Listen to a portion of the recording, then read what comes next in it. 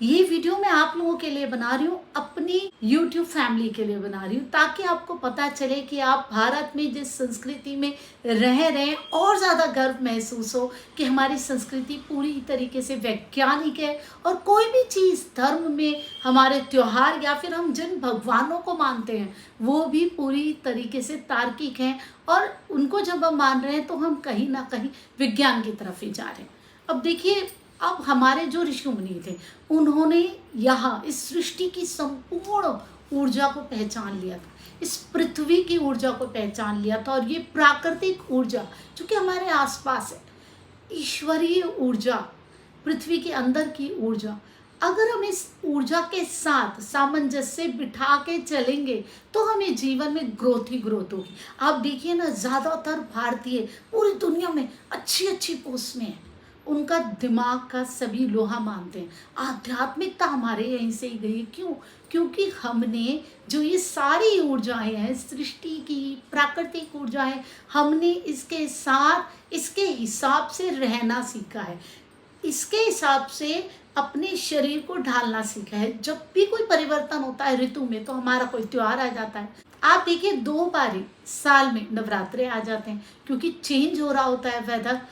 और उसके बाद हम व्रत करते हैं ताकि हम अपने शरीर को उस हिसाब से तैयार कर सकें, क्योंकि जैसे ही मौसम बदलता है वैसे ही बीमारियां भी अपने साथ लेकर के आता है ये नया मौसम, तो हम उससे बच सकें।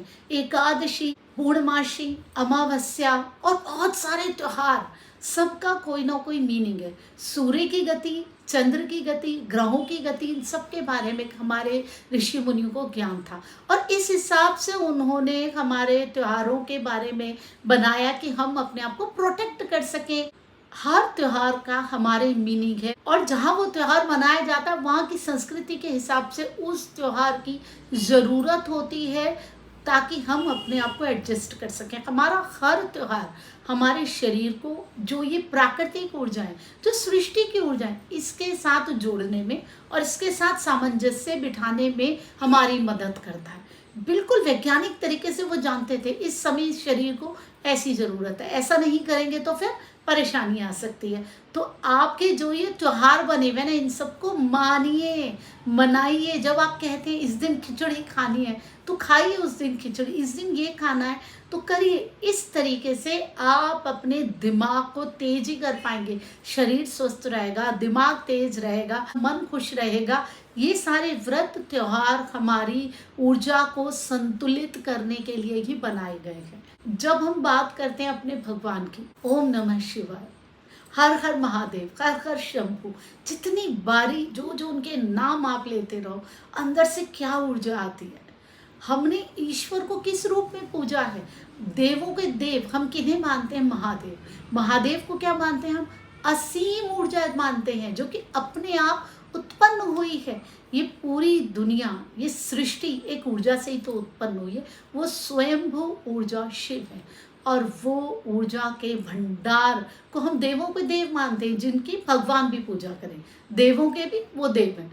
तो हम बेसिकली किसको ईश्वर मान रहे हैं? उस ऊर्जा को ईश्वर मान रहे हैं जो खुद पैदा हुई है और आगे पूरी ऊर्जा का भंडार है। और आप देखिए कि वो शिव, इतनी सारी ऊर्जाएं, सारी ही ऊर्जाएं, इतनी सारी क्या, सारी ऊर्जाएं उन्हीं की हैं। इन सब के स्वामी होने के बाद भी, या सब उन्हीं की है कि हम क्या करें, असीमता होने के बाद भी कितने सिंपल है। अपने शरीर में राख लगा लेते हैं, रुद्राक्ष जो कि देखने में भी सुंदर नहीं, वो पहन लेते हैं, नाग अपने गले में लगा लेते हैं, एक आँख उनके माथे में और है। कितना सुंदर लगता है वो रूप उनका। बिना किसी, आप देखिए, कुछ उन्होंने कोई सुंदर वस्त्र नहीं पहने हुए हैं, शेर की खाल पहनी हुई है, कोई सुंदर उन्होंने गहने नहीं पहने, सिर के ऊपर से गंगा बह रही है, चंद्रमा है उनके शीश में। वो ही रूप हमें कितना सुंदर लगता है, उसमें एक अलग ही अलौकिकता, अद्वितीयता रहती है, क्योंकि वो उस ऊर्जा का रूप है। और लगती है, सभी को ही लगती है, आपको भी लगती होगी, एक अलग ही एनर्जी हमें उस रूप को देख के आती है। अब हम बात करेंगे शिवलिंग की, क्योंकि शिव जी की हम 2 रूपों में पूजा करते हैं।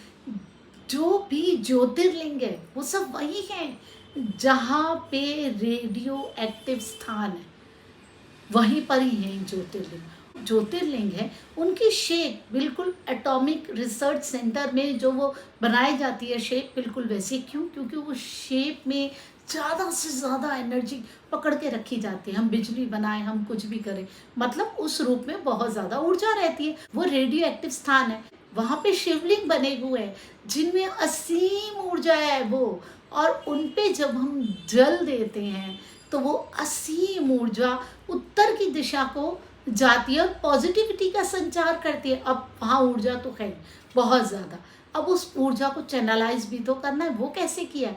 वो शिवलिंग बने हैं, बिल्कुल वैज्ञानिक है ना। जब वो जल की धारा उत्तर दिशा की तरफ जाएगी तो उस पानी को, जो कि शिवलिंग के ऊपर से होकर के जा रहा है, उसको चार्ज कर देगी।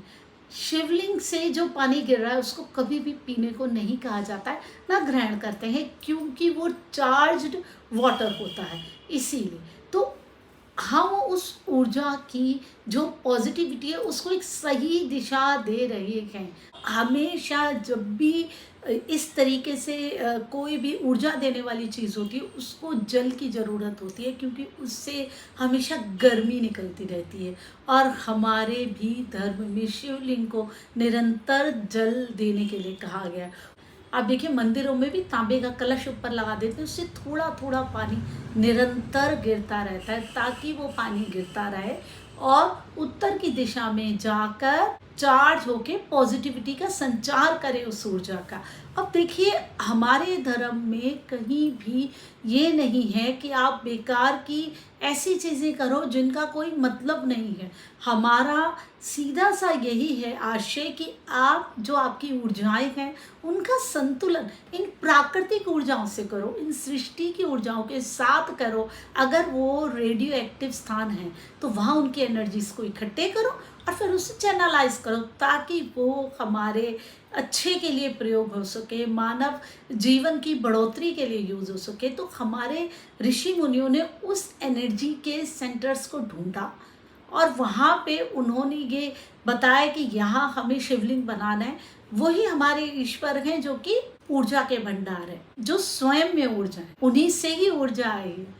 जब हम अपने व्रत त्योहार, अपने भगवान, कहीं भी हम अवैज्ञानिक देखते ही नहीं। ये आध्यात्मिकता किसने दी है? हमने ही तो दी है, भारतीयों ने दी है, वरना कहाँ आती दुनिया में। लोग एक दूसरे के पीछे भाग रहे हैं, लेकिन वो एक शांति, असीम शांति, सुख जो ध्यान लगा के मिलता है, जो हमें अपने आप से जुड़ के मिलता है, वो कहाँ मिलता है? और वो हमें मिलता है हमारे ही धर्म की चीज़ों में, हमारे ही धर्म की बातों में, क्योंकि उन्होंने छोटे से छोटे कण को जान लिया, सृष्टि के इस छोटे से छोटे कण को चलाने वाले को जान लिया। अब आप देखिए कि क्या अब आप अपने ऊपर गर्व नहीं कर रहे हैं?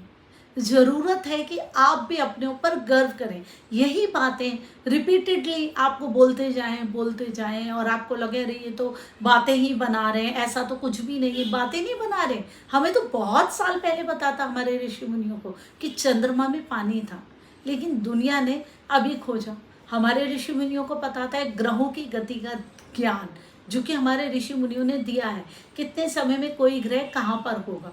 तो ये तो अब ये लोग जाके देख के बता रहे हैं, उन्होंने यहीं बैठ के बता दिया। कैसे?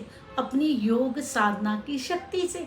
तो आप अब समझिए उस योग साधना की शक्ति से जो उन्होंने हमें ज्ञान दिया है, उससे हमें अपने जीवन में ले करके जाना है, तभी हम अपने जीवन को सही तरीके से समझ सकेंगे। जब हम बात करते हैं शिव के निवास स्थान की, कैलाश की, जिसको सेंटर ऑफ अर्थ भी माना जाता है, जहाँ इतनी रहस्यात्मक ऊर्जा है, पूरी दुनिया उसका लोहा मानती है। कोई भी शोध नहीं कर पाया कि इतनी ज़्यादा चुंबकीय शक्ति वहाँ पे क्यों है, ऐसी ऊर्जाएं क्यों हैं जो कि कोई भी कैलाश पर्वत पे चढ़ नहीं पाता। आखिर क्या है उस जगह, उस क्षेत्र के अंदर, आखिर ऐसा है क्या?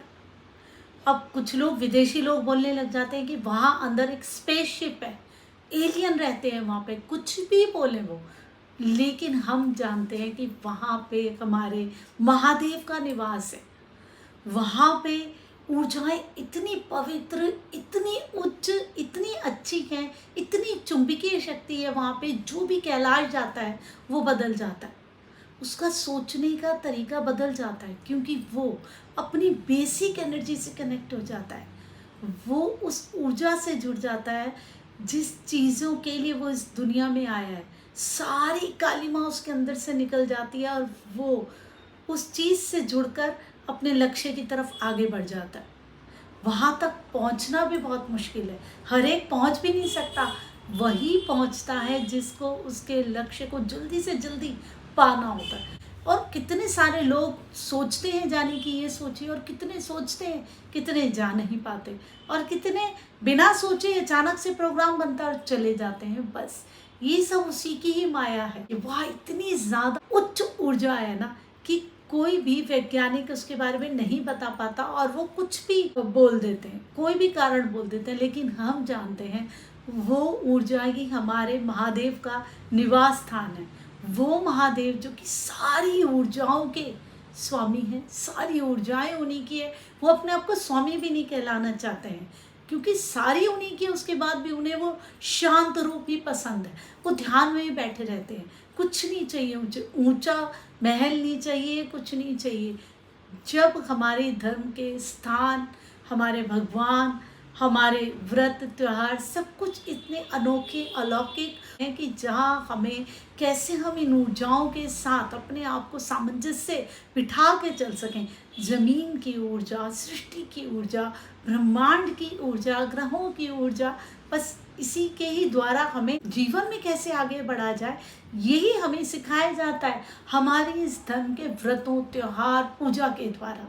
मजाक उड़ाने वाले तो आपको बहुत मिलेंगे, बहुत सारी बेकार की बातों का, लेकिन आप हमारे धर्म के अंदर के तथ्यों को समझिए, तब आप समझेंगे कि कितनी गहरी बातें जो कहानियाँ ले के लोग बोलते हैं कि इस कहानी में ऐसा बोला, अब वही चीज़ आप दूसरी कहानी में कुछ और बोल रहे हो। वो चीज़ें हमें समझाने के लिए हमारे जो ऋषि मुनि हैं उन्होंने ये तरीका निकाला है। कहानियाँ अलग अलग हो सकती हैं, इवेंट सेम रहता है, उनका तथ्य हमें उस बात को समझाना होता है कि उस मूल भाव को समझाना होता है। उसी के लिए उन सब कहानियों की रचना की गई है। उम्मीद करती हूँ कि अब आप भी गर्व से, खुशी से कह सकेंगे कि बिल्कुल हमारा धर्म पूरी तरीके से वैज्ञानिक है और एक अलग ही चीज़ इस दुनिया को देने वाला है। चैनल को सब्सक्राइब करें मेरी वीडियोस देखने के लिए, और बेल का बटन ज़रूर दबाएं ताकि आपको सारे नोटिफिकेशंस मिले। मैं रमा जोशी, ज्योतिषी, रेकी हीलर, वास्तु कंसल्टेंट, अंक शास्त्री और ऑरा रीडर, बहुत सारी ऐसी ही जानकारी आपके लिए लेकर के आती रहूँगी। हर हर महादेव।